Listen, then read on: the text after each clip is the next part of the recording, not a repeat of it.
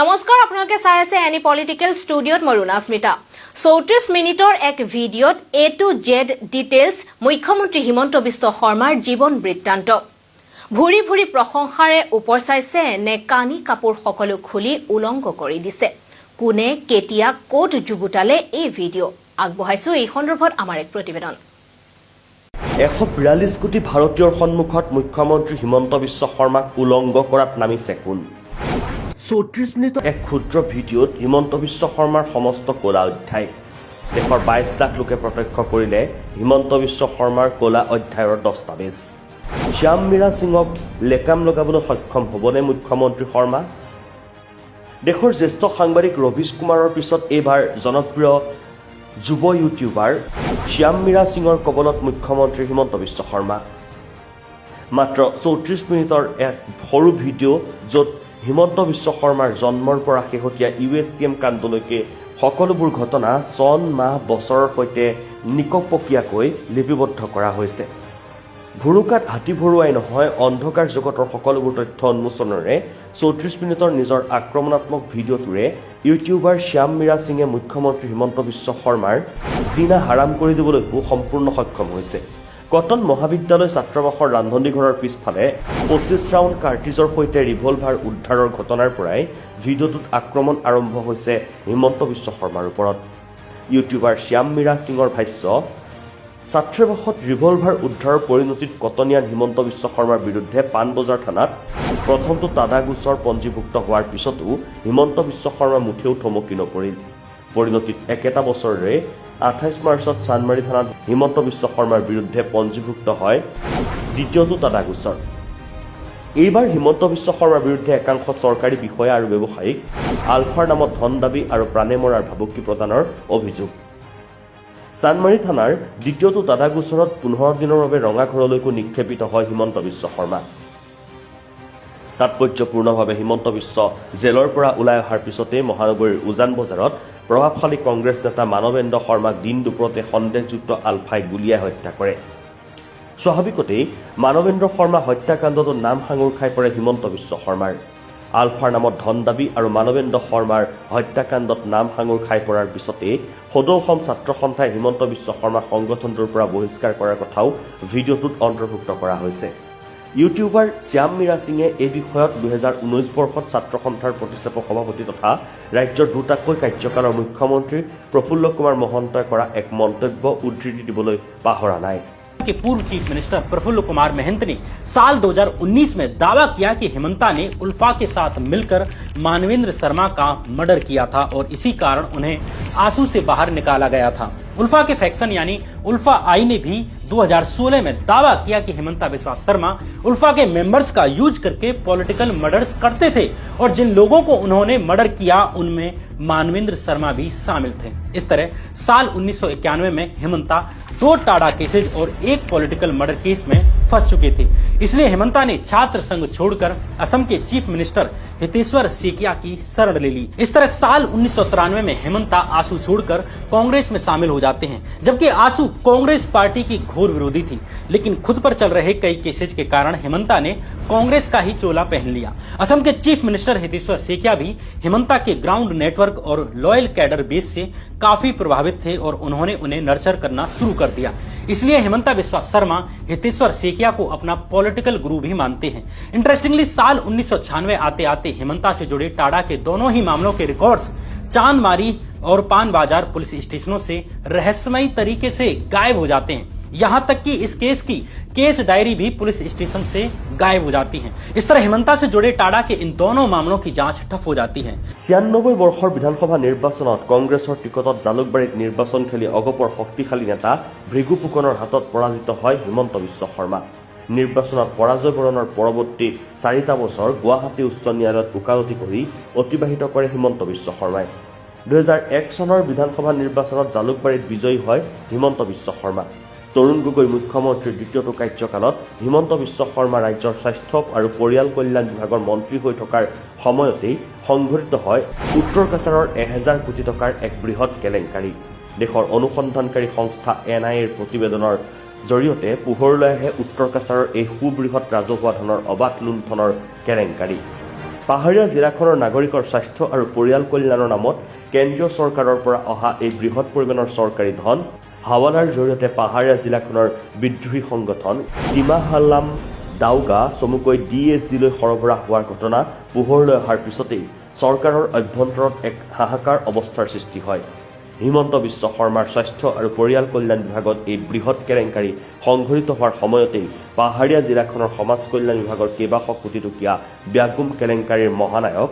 RS খানৰ পৰা মন্ত্ৰী হিমন্ত বিশ্ব শৰ্মাই এখন বিলাসী বাহন উপহাৰ লোৱাৰ বিস্ফোৰক অভিযোগ উত্থাপন কৰে তেতিয়াৰ কৃষক মুক্তি সংগ্ৰাম সমিতিৰ নেতা অখিল গগৈয়ে। जून 2010 में RTI एक्टिविस्ट अखिल गोगोई ने आरोप लगाया कि इस स्कैम के मुख्य आरोपी RH खान ने हेमंता को एक लग्जरी कार गिफ्ट की थी। अखिल गोगोई ने हेमंता और उनकी पत्नी द्वारा 2008 में 40 लाख रुपए कैश लेकर अपनी 5 साल की बच्ची के लिए 2 कार खरीदने के लिए डॉक्यूमेंट्स भी दिखाए। हालांकि हेमंता बिस्वा शर्मा ने इन आरोपों को खारिज करते हुए कहा कि उनकी पत्नी ने बैंक लोन के लिए कार खरीदी थी। 2013 বৰ্ষত সাৰদাৰ চিটফাণ্ড কেলেংকাৰীত সোমাই পৰে হিমন্ত বিশ্ব শৰ্মাৰ নাম। সাৰদা গ্ৰুপৰ অধ্যক্ষ সুদীপ্ত সেন কেলেংকাৰীটোৰ তদন্তৰত CBIলৈ লিখা এক পত্ৰত স্পষ্টকৈ অসমৰ মন্ত্ৰী হিমন্ত বিশ্ব শৰ্মাই অসমত শান্তিপূৰ্ণভাৱে ব্যৱসায় চলোৱাৰ নামত কোম্পানীটোৰ পৰা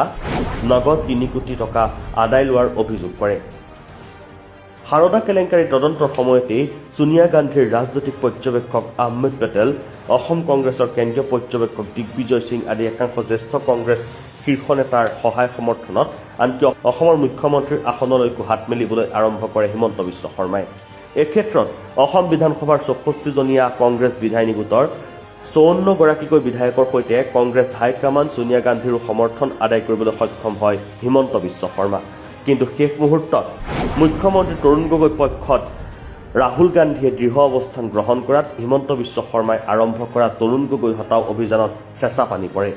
এই প্ৰসংগত সেই সময়ত অসমৰ মুখ্যমন্ত্ৰী সন্দৰ্ভত সিদ্ধান্ত ল'বলৈ AICCয়ে অসমলৈ জৰুৰীভাৱে প্ৰেৰণ কৰা সৰ্বভাৰতীয় কংগ্ৰেছৰ শীৰ্ষ নেতা গোলাম আজাদৰ এক স্বীকাৰোক্তিও ইউটিউবাৰ শ্যাম মীৰা সিঙে নিজৰ ভিডিঅ'টোত সংলগ্ন কৰিছে।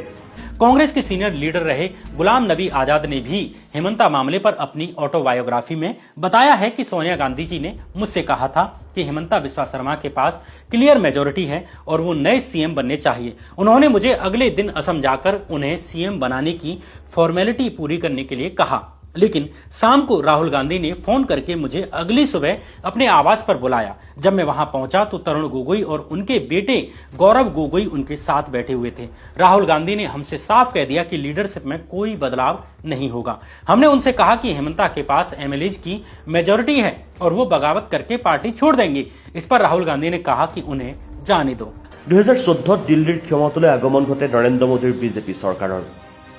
দিল্লীত বিজেপি চৰকাৰ আগমনৰ কেইমাহমান পিছতেই এদিন হঠাতে মন্ত্ৰী হিমন্ত বিশ্ব শৰ্মাৰ গুৱাহাটীৰ বাসভৱন, দিল্লীৰ বাসভৱন আৰু মুখ্যমন্ত্ৰীৰ পত্নীৰ নিউজ লাইভৰ কাৰ্যালয়ত দীঘলীয়া অভিযান চলাই CBI।